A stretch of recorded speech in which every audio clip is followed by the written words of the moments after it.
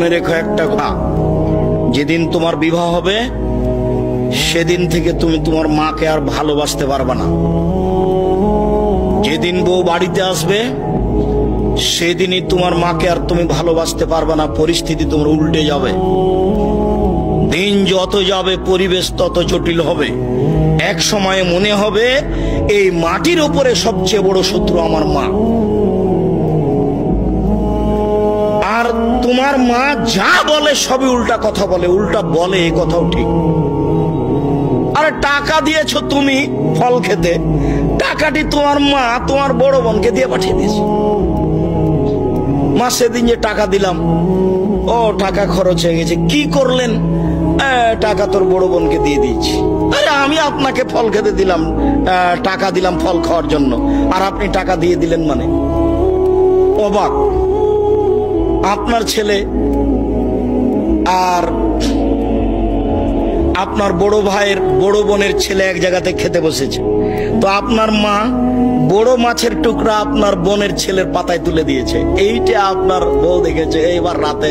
হ্যাঁ, তোমার মা এরকম, তোমার মা তোমার বোনের ছেলেকে ভালোবাসে। আমি রান্না করলাম কষ্ট করে, বড় মাছের টুকরাটা তোমার বোনের ছেলেকে দিয়ে দিল, আমি এগুলো সহ্য করতে পারি না। কত কি! আপনি সন্ধ্যায় এসে দেখছেন আপনার মা বিছানে পেশাব করেছে, উঠতে পারে না, বিছান গন্ধ করছে। আপনি বলছেন, হ্যাঁ তুমি আমার মায়ের বিছানা পরিষ্কার করনি, আমার মায়ের চাদরটা ধুয়ে দাওনি। তখন আপনার বউ বলছে, তোমার মাকে তুমি দেখো, তোমার মায়ের বিছানা তুমি পরিষ্কার করো। ওই ঘরে ঢুকলে তোমার মা আমাকে অকথ্য ভাষায় গালি দেয়, আমি তোমার মাকে দেখবো মানে? আপনার মা অকথ্য ভাষায় গালি দেয়, এই কথাও ঠিক। নেন, এবার কি করবেন?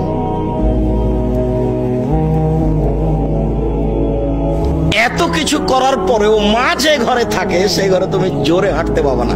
আমি বলিনি, আল্লাহ বলেছে। এত কিছু বলার পরে তোমার মা যে ঘরে থাকে সেই ঘরে তুমি জোর করে কথা বলতে পাবে না। ফালা তাকুল্লাহুমা উফফিন ওয়ালা তানহারহুমা, এই কথা বলতে পাবে না। আল্লাহ নিষেধ করে দিয়েছেন, এটা নগদ অর্থ। ঝাঁকি দিয়ে কথা বলতে পাবে না। হ্যাঁ, আপনি এই করলেন সেই করলেন, একবারে টোটালে নিষেধ, আল্লাহ বলে দিয়েছে। হাত নিচু করে যেতে হবে।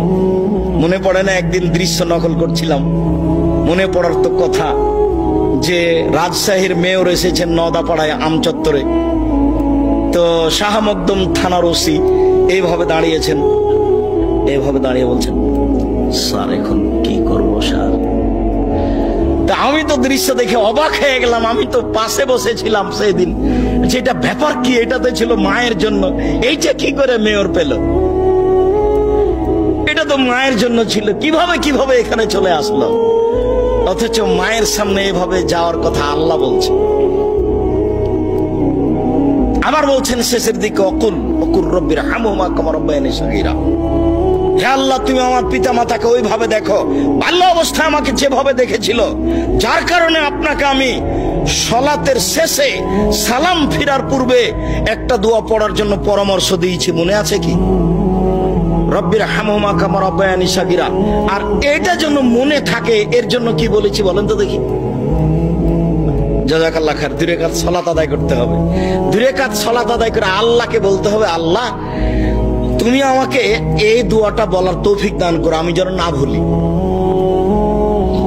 সব সময় সালাত শেষে সালাম ফিরার পূর্বে রব্বির হামহুমা কামা রাব্বায়ানি সগীরা এই দোয়া বলার জন্য আমি আল্লাহর কাছে 2 রাকাত সালাত আদায় করে সাহায্য চাওয়ার জন্য বলেছি পৃথিবীর সকল দিনী ভাই বোনকে।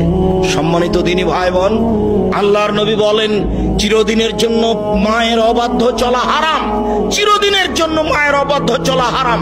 এই বেটা, শোনো, আরো তোমাকে সতর্কতার সাথে বলছি, তুমি বারবার পেশাব করছো, তুমি বারবার পেশাব করছিলে বিছানে, তখন তোমার মায়ের জন্য একটা জায়েজ ছিল একটু হাসি মুখে আঘাত করা।